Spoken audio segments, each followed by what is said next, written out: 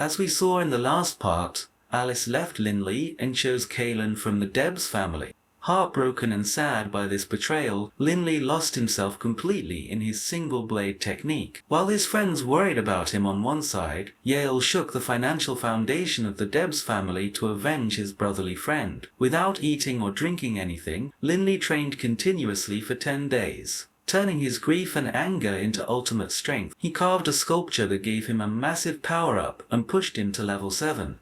Now let us move forward. At the beginning of this part we see the 4 friends partying and celebrating Linley's success. Reynolds mentioned that they were under immense tension for the past 10 days, and the eyes of George and Yale were swollen from crying. To this, Yale stuffs a chicken drumstick into his mouth to shut him up. Linley tells Yale that he needs one more favor, to keep this sculpture safe until he returns from the magical beast mountain. Hearing this, everyone is shocked that Linley was heading back to that terrifying place again. The scene shifts, and we see Linley with Bebe arriving in the same territory. Bebe vows that they will not spare those dino birds this time. Linley agrees, saying they now have the jade armor and his level 7 power to easily collect the blue heart grass. As soon as they arrive, a swarm of dino birds attacks Linley, but he activates his jade armor shield, making the attacks completely useless against him. When the birds try to close in for close range combat, Linley effortlessly slices through them using his level 7 wind blades. However, when Master Delin notices that the blue heart grass there has withered and lost all its magical energy, he advises that they must search somewhere else, since this general region is highly suitable for it. Linley heads deeper into the core area of the forest. This time, Linley can fly using his level 7 power. Spotting several level 6 earth dragons, Linley moves past them silently without disturbing them to reach the blue heart grass. However, getting close was impossible because multiple dinosaurs were fighting right there, and several level 8 flying dragons were also present. While Linley is explaining to Bebe that they cannot fight them head on but must secure the blue heart grass at any cost, Bebe leaps forward without thinking twice. By the time Linley tries to stop him, Bebe is already in the middle of the beasts. All the dinosaurs look confused, wondering where this tiny thief came from. As Bebe dashes toward the grass, a dinosaur strikes him hard with its tail, sending Bebe crashing right into the center of the crowd. Seeing his friend in extreme danger, Linley immediately hurls stones to distract the beasts, successfully drawing their entire attention toward himself. Now Linley and Bebe run in different directions to confuse the dinosaurs, pulling off a clever move that makes 2 massive dinosaurs crash into each other. Meanwhile, Linley ties a magical rope around a dinosaur's tail and hooks the other end into a sharp rock formation. He then provokes the beast, causing it to chase him in fury. As the dinosaur runs, the rope gets pulled tight, causing it to stumble. The furious creature tears the rock out of the ground and continues chasing Linley, but as it charges forward, the trailing rope causes all the other dinosaurs to trip and fall one by one. In this chaos, Linley manages to injure several dinosaurs. The beasts grow wild with anger, but Linley outsmarts them, grabs a blue heart grass plant and flies into the air. When the dino birds give chase, Linley tries to attack them while defending himself, but fighting them becomes extremely difficult since they are at level 8. Spotting a nearby cave, Linley dashes inside immediately. Watching him enter, the dino birds mock him, saying the boy has no idea what lies inside and will definitely not survive. Once inside, Linley witnesses a massive showdown about to take place between 2 incredibly powerful beasts, a giant gorilla beast and an iron dragon. Seeing such terrifying creatures, Master Delin warns Linley not to use any magical power to avoid being detected, advising him to slip away quietly. A brutal battle erupts as the gorilla unleashes strike after strike upon the Iron Dragon. Our hero tries to sneak past the chaos to escape. When Bebe spots an opening, Linley begins moving toward it while avoiding the sight of both beasts, but the dark aura of the Iron Dragon temporarily distorts his senses, making it hard to see. The Iron Dragon binds the gorilla with its magical chains and begins draining its energy, but the gorilla is incredibly strong. It breaks free from the chains and beats the Iron Dragon mercilessly like washing clothes. As Linley finally regains his senses and tries to escape, his grip slips from a rock, putting him on the verge of falling directly behind the 2 beasts. He quickly throws Bebe to the opposite side to keep him safe from harm. Noticing a human child between them, the gorilla beast starts salivating, but Bebe refuses to leave Linley behind. He glares at the gorilla and warns it not to dare raise a hand against his brother. Just then, the Iron Dragon mocks the gorilla for thinking about food during a fight, and lands a massive punch that sends the gorilla flying, giving Linley a chance to run.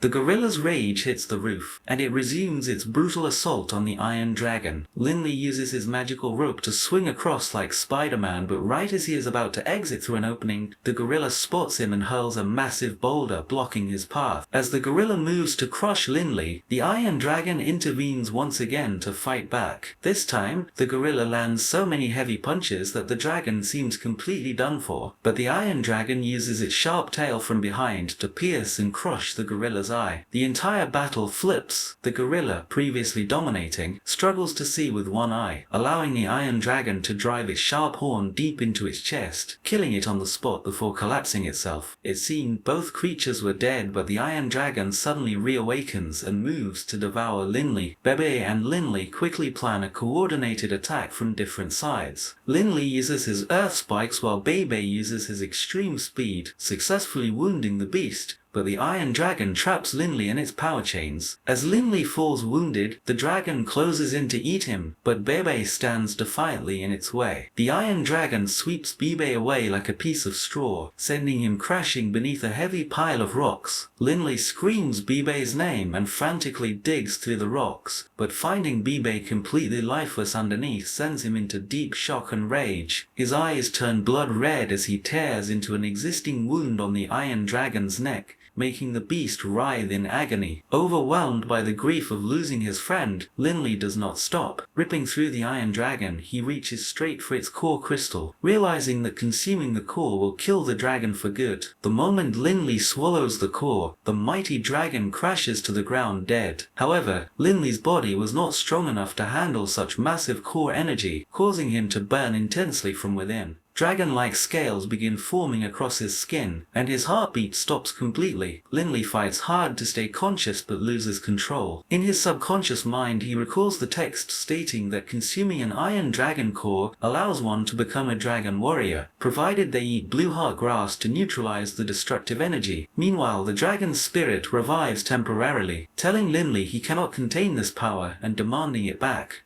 But Master Dellen urges Linley to immediately eat the blue heart grass and focus on his blood awakening. Linley chews the grass and begins chanting the rituals. His entire body, which had turned completely blue, shifts to a deep crimson red as an intense transformation begins. His claws bend in agonizing pain, but the dragon blood awakening succeeds. The transformation looks incredible, featuring sharp dragon claws, protective body scales, powerful wings, and an amazing hairstyle. Beside him stands his blue dragon spirit, looking exceptionally cool. Linley then tears through the Iron Dragon, effortlessly like butter. Following the deaths of two such high-level beasts, the Gate of Hell cracks open. Master Dellen instantly recognizes it as the Gate of Hell, which releases terrifying souls that claim the spirits of both beasts before vanishing, leaving Linley unconscious. When Linley wakes up, his joy knows no bounds upon seeing Bebe alive and well. Master Dellen is also shocked to see Bebe safe, admitting he cannot gauge Bebe's true power, suspecting that Bebe is not a shadow mouse but a legendary god-devouring mouse. Bebe flexes, claiming this dragon was nothing more than a lizard to him,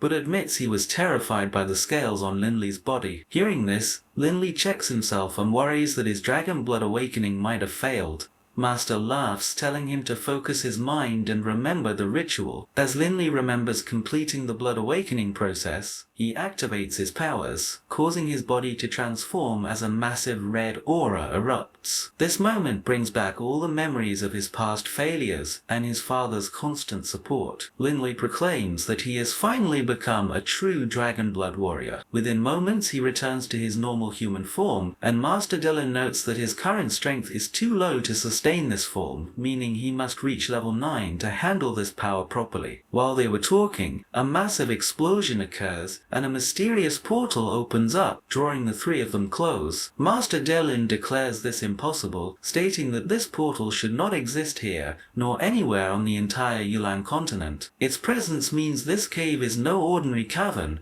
but a direct gateway leading to the 4 supreme realms. Master explains that although Linley's current strength is technically too low to learn these secrets, his luck is extraordinary given his successful dragon blood awakening, meaning he will soon be among the strongest in Yulan. He tells Linley to listen carefully, explaining that the Yulan continent is just a tiny speck in the universe. Massive superior realms exist beyond, with the 4 most powerful being the Netherworld, the realm of Hell, the divine realm of life, and the heavens. The souls of the 2 beasts just crossed over into the realm of Hell. Suddenly a disturbance ripples through the portal. The gateway cracks open slightly to release a divine artifact, the divine sword of Hell. Master urges Linley to rush forward and bind it with his blood. The moment Linley drops his blood onto the weapon, the sword erupts in a brilliant red aura. As Linley pulls it out, the blade proves so powerful and flexible that it flies out of his hands, only to loop around his waist perfectly like a belt. Master rejoices, knowing that Linley now possesses the most formidable weapon in the entire Yulan continent, the divine sword of Hell. As soon as Linley steps out of the cave, the same dino birds and several dragons are standing there waiting for him. But now, Linley slices through them as if cutting vegetables. Linley effortlessly takes down the level 6 dinosaurs without even looking, because his sword is so elastic that it expands to become many times longer, and often takes the shape of a swirling vortex. He then finishes off the remaining level 9 dino birds using his level 7 flying power and the sword of Hell. The scene shifts, and we see the statue made by Linley at the Ernst Academy, which his friends had kept covered. Some students come there and ask Yale to let them see what is so special about it, with some even saying that Linley is just a student after all, so what could he have possibly made that is so special? Fortunately, 2 masters from the art gallery had arrived there who requested to see it, saying they know Linley's sculpting talent and admire it. Yale cannot refuse them and removes the cloth covering the statue. Seeing this art, the mouths of everyone present are left wide open. The gallery master inspects the statue very closely and says that this masterpiece is so excellent that it can be counted among the 10 greatest sculptures of the Yulan continent. Many people begin offering their cards to buy it, and the art gallery teacher says that they will auction it as always. But Yale says that he cannot permit it until Linley makes a decision about it. But at the very next moment,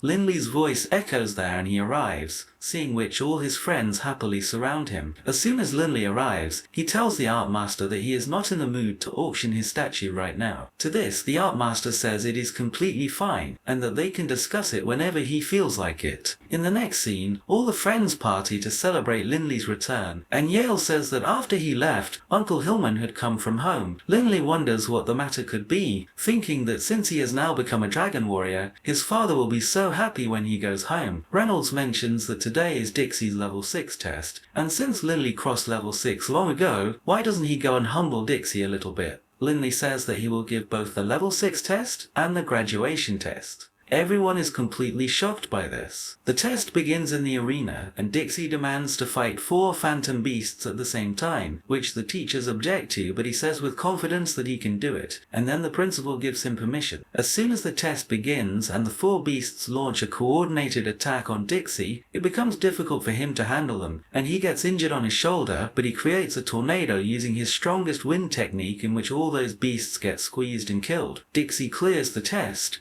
although he was highly exhausted and everyone there was cheering for him. Now it is Linley's turn, and Delia wishes him the best of luck as Linley steps into the arena. The moment Linley says that he will fight all 10 beasts at once, the teacher warns him that this is a test and not a joke, and he could even die in it. But the principal sees Linley's confidence and agrees, taking Linley's test himself. As soon as the test begins, Linley activates his flying power, seeing which all the students and even Reynolds are completely shocked because flying power belongs to level 7 students. Then everyone begins to say that forget Ernst Academy, this guy will become the most powerful cultivator in the entire Yulan continent, and he is only 17 years old right now. Remembering his dinosaur fight in the Beast Mountain, Linley repeats the same move and, instead of using his sword, uses wind chains to strike down all those phantom beasts at once. The principal says that with the way he is progressing, he will easily reach level 9. On the other side, Dixie cannot believe his eyes that this boy, who was so far behind him, has now gone so far ahead, and he leaves the place in anger. As soon as Linley sees Delia, he walks up to her and Delia congratulates him happily, saying she never expected him to reach level 7 so quickly. Linley says that it is no big deal and that she will also easily cross level 7 because she is a very intelligent and sweet girl.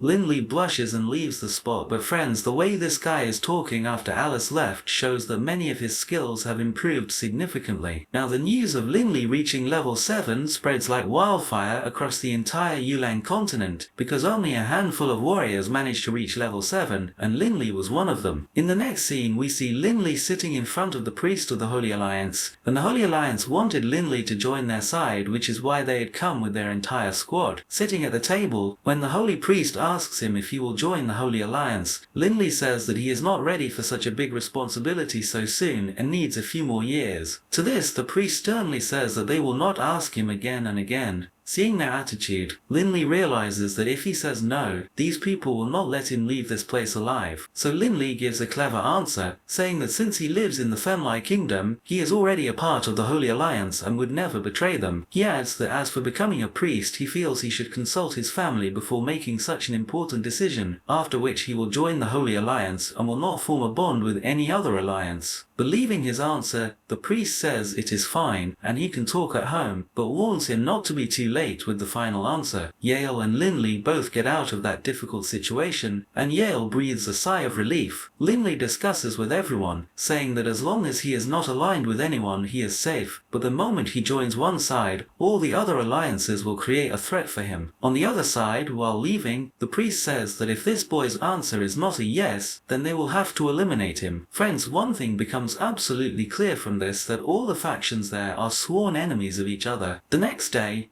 Linley and Yale sit in their carriage and head out to retrieve Linley's family inheritance sword, because Yale had found out through his network that the sword is with the businessman Lucas family. On the way, Bebe suddenly senses something, and 3 dark church warriors appear outside, looking to capture Linley. Coming outside, when Yale tries to fight, one warrior knocks Yale unconscious with a single punch, seeing which Linley keeps Yale's safety in mind and tells them to leave his friend, agreeing to go with them. When Linley goes with them, a warrior of the Holy Alliance, who was tracking him like a shadow, spots this and reports everything to his masters, who also set out to rescue Linley.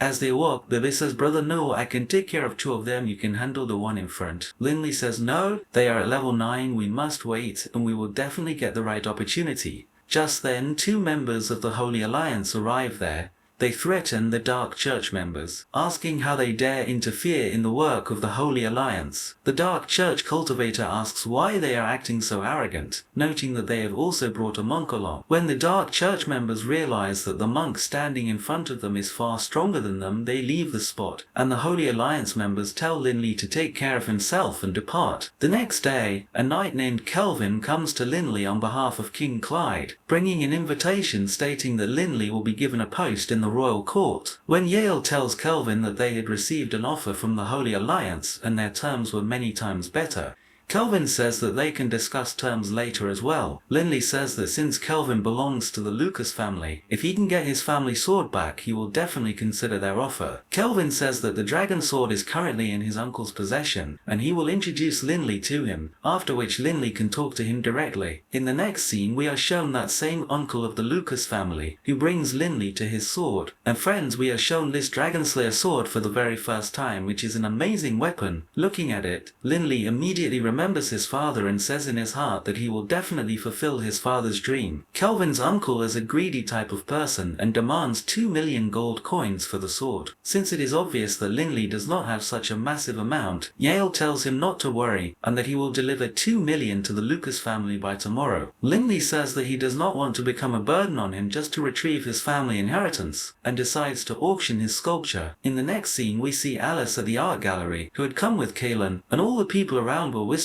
that this girl looks exactly like that statue. When everyone begins talking about this, Kaylin and Alice look at what is in front of them, and both cannot believe their eyes. Alice says she knows nothing about it, wondering if Linley really made it. Then Alice realizes that a person who can carve such an incredible sculpture without even looking must have beautifully shaped all those poses that Linley had spent with Alice. Tears well up in Alice's eyes, and Kaylin burns with jealousy, leaving the place in anger while dragging Alice along. The Kalen family receives an invitation to the auction featuring the picture of the sculpture, seeing which Kalen's grandfather tells him to give up on Alice, but Kalen loved Alice, so he convinces his grandpa, saying they will destroy the statue before the auction takes place. He begs his grandpa to do something, because he cannot leave Alice. On this, the grandpa goes straight to the Blood Plum Blossom and orders them to break the statue before the auction, agreeing to pay 3 million gold coins for the job. The next day, when Linley and the art teacher see a long line of people coming from far and wide to view Linley's statue art, a prominent figure arrives there holding a wine glass, peacefully admiring the sculpture. But suddenly, that same cultivator from the Blood Plum Blossom arrives and tries to break the statue, but Linley attempts to protect it. The master warns him that this person is at level 9, and it will be difficult for Linley to handle him, but Linley creates a protective layer over his sculpture which that person fails to pierce. When he advances to strike Linley, Bibe jumps in between, but that man grabs Bibe and throws him away in an instant. The situation was turning extremely critical, but right then, the man with the wine glass steps in and, with just a single strike, literally turns that level 9 cultivator into dust. Seeing this, Master Delin reveals that his name is Hess, and warns Linley not to go by his looks,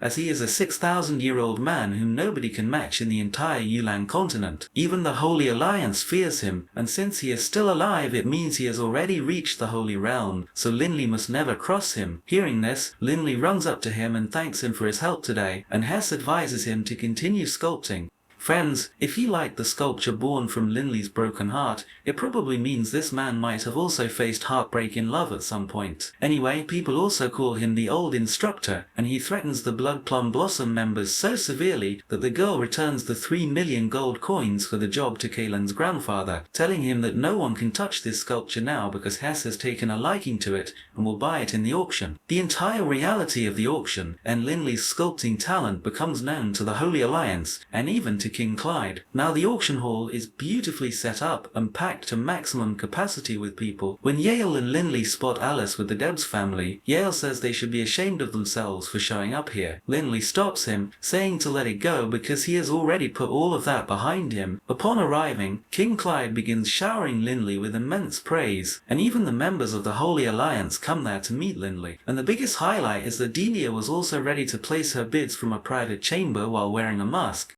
When the auction begins amidst all this excitement, the bidding rapidly climbs to 3 million gold coins, at which point King Clyde raises his bid to 5 million. On this, Delia raises her bid to 5.5 million, seeing which Kalen's grandfather tells Kalen that they have a limit of 8 million gold coins, and they can only do something if it stays within that. Kalen immediately places a bid of straight 8 million at the very next moment, leaving everyone surprised.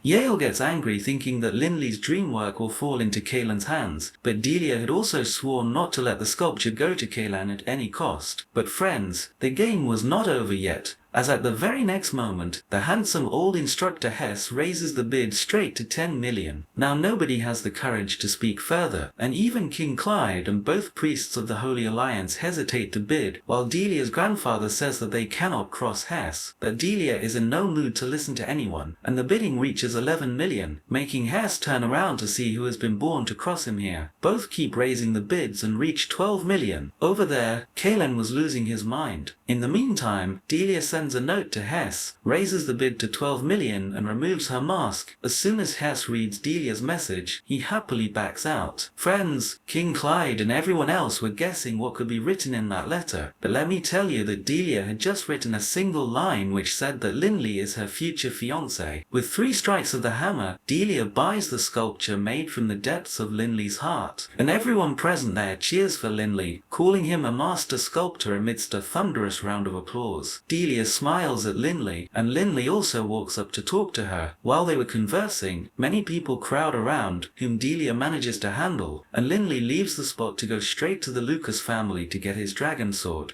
Now as soon as Linley places the 2 million up front, that man returns the money. Linley thinks he is refusing to give the sword, but the man immediately says that he will give him the sword and does not want money, but instead wants his autograph. He brings Linley in front of a stone slab, seeing which Linley understands nothing, but since Yale comes from a business family he understands. He tells Linley that the name of the Baruch family is going to rise very high now, and that this is just the beginning, so he should get used to it, as his autograph will fetch that man more value than millions. Linley raises his blade and signs his name on the stone in such a way that the uncle of the Lucas family becomes ecstatic, and Linley takes his family inheritance sword with him. The scene shifts, and we see Linley's father, Lord Hogg, questioning a man regarding his investigation about his wife. When the man refuses to say anything, Lord Hogg eliminates him right there. However, he gets surrounded by a massive squad of elite soldiers. Though he fights bravely and takes down many of them, several soldiers attack him with a barrage of arrows. Lord Hogg is unable to handle the overwhelming numbers and gets struck by multiple arrows. On one hand, Linley successfully retrieves his ancestral sword, but on the other hand, Lord Hogg tries to escape on his horse while enduring a heavy rain of arrows on his chest and back. He leaps across the path to save his life, while Linley advances rapidly, jumping across mountain trails to meet his father. However, the soldiers do not stop their pursuit, and Lord Hogg finally loses his life. Friends, I felt deeply saddened by this because I personally wanted Linley's father to see Linley as a Dragonblood warrior and hold his ancestral sword one last time. Well, the story might not go according to our wishes, but it is truly amazing. When Linley reaches home with his sword, he loses his senses upon seeing a bouquet of funeral flowers on his father's grave. The sword slips from his hands and drops to the ground as he stands in complete disbelief. Lord Hogg had left a letter for Linley, revealing the entire truth about his mother and stating that Duke Patterson was behind everything, though he mentioned being unsure if King Clyde was involved. The letter added that Linley is no longer a child and must take the Barrett family forward, take care of his brother, and never get involved in this matter until he becomes exceptionally strong, concluding that Linley will always be his pride. Linley tells Lord Hillman that this feels like a dream and cannot be real, but the uncle explains that the moment Linley left, his father set out to find the truth about his mother,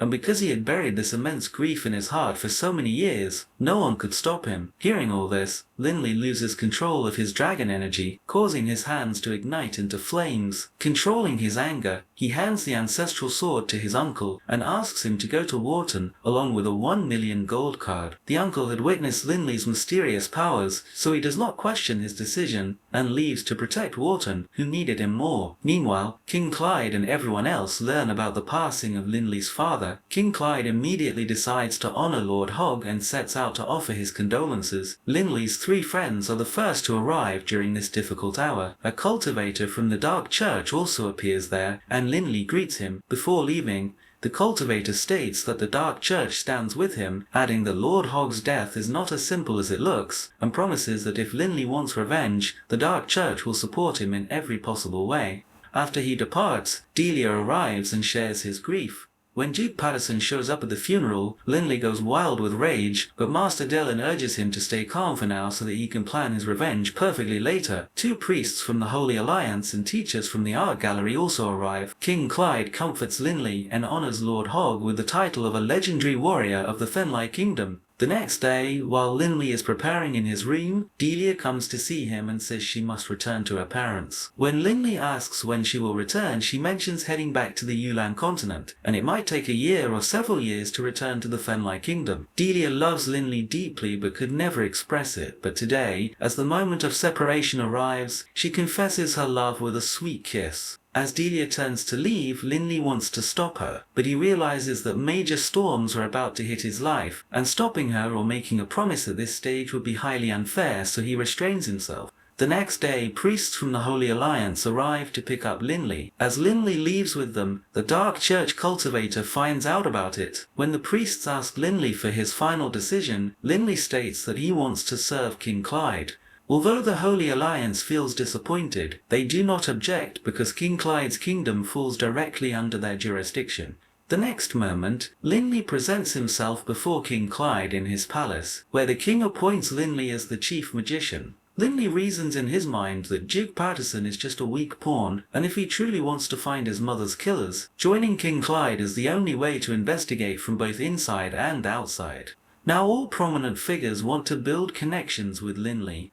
The Duke also congratulates him, and Linley invites him over to share some wine, which the Duke readily accepts. The scene shifts, and we see Linley and Duke Patterson in his newly assigned courtyard where the Duke arrives with a massive escort of elite soldiers. Linley remarks that it seems the Duke suspects him, given the heavy security. The Duke replies that as the King's right hand he faces frequent attacks, and since he is not very strong in cultivation, these soldiers protect his life. He then asks Linley for the real reason behind the invitation. Linley gets straight to the point and asks if he had captured a pregnant female 14 years ago. The Duke replies that he has captured many females over the years, but a pregnant one 14 years ago makes a bulb light up in his brain. However, he flatly denies it to Linley. Linley responds, asking if he truly does not know or is simply refusing to speak. Seeing the sudden spike in tension, the elite soldiers draw their weapons and prepare to attack Linley, but right before they can strike, the same dark church cultivator who attended the funeral appears. In the blink of an eye, he wipes out all the soldiers. When the Duke tries to threaten him, the cultivator slams him hard into the ground without wasting a second, knocking the Duke unconscious. The dark church cultivator then turns to Linley and asks if he will join them, warning him that this is his final chance. Dark church cultivators surround Linley from all sides, but Linley delivers his refusal by instantly striking down several of them. The dark church leader advances with the intent to eliminate Linley, and everyone rushes in together, but Linley matches them blow for blow. The leader is at level 8 and unleashes lethal magic attacks, forcing Linley to create a defensive shield using his earth element. Although he tries his best to block it, the sheer force of the impact knocks Linley into a nearby pond. As the enemies close in on the pond, Linley activates his dragon blood awakening, surfacing in his dazzling form and piercing through a dark cultivator with his dragon tail. With everyone on high alert, Linley rises completely transformed into his dragon warrior form, causing a rapid torrent of water to eliminate multiple cultivators. The leader immediately orders the remaining squad to bind Linley in chains while he attempts to end the fight using a giant level 8 magic formation. The formation is so massive that people notice it from far away. When the masters of the Holy Alliance spot the attack happening over Linley's courtyard, they rush to his rescue as fast as possible. The dark cultivator activates his dark magic formation against Linley, causing him to writhe in pain, but just then his loyal friend Bebe delivers a lightning fast, precise strike that rips right through the leader's heart. The leader stands in complete shock, unable to believe his demise. Linley then shatters the formation completely, turning the rest into dust. As Duke Patterson regains consciousness, Linley grabs him by the neck and demands answers to the same question. When the Duke tries to deny it again, Linley positions his tail threateningly, causing the Duke to spill everything like a parrot. He reveals that the pregnant female was captured strictly under the orders of King Clyde, and he knows nothing beyond that. Master Delin analyzes the Duke's heartbeat through the ring and confirms he is speaking the truth. Linley releases his grip on his neck, but before saying another word he drives his tail straight through the Duke. Exhausted from draining his energy, Linley reverts to his human form and collapses to the ground, just as the Holy Alliance priests arrive to save him.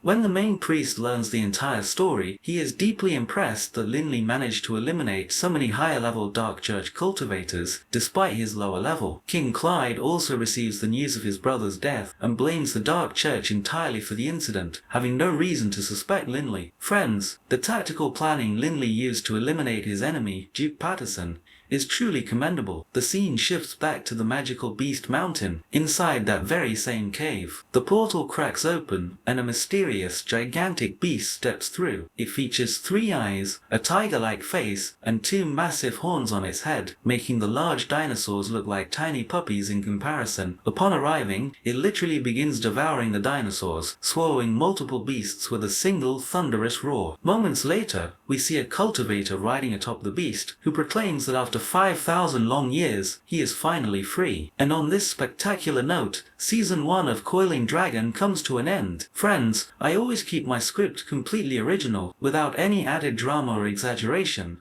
It has always been my goal to present a genuine and authentic story before you. If you enjoy watching such anime explanations, subscribe to the channel right now. We will return very soon with a brand new anime series. Until then, stay tuned and take care.